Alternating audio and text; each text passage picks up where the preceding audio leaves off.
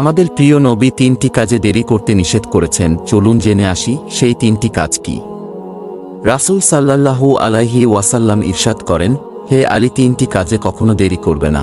1 number, যখন ছেলে মেয়ে প্রাপ্তবয়স্ক হয়, যদি সঠিক পাত্র পাত্রী পাওয়া যায়, তাদের বিবাহের ব্যবস্থা করো। ছেলে মেয়েদের যত তাড়াতাড়ি বিবাহের ব্যবস্থা করা যাবে, ততই তারা ব্যভিচার জিনাহ থেকে বাঁচতে পারবে। রেফারেন্স: তিরমিজি মেশকাত শরীফ হাদিস।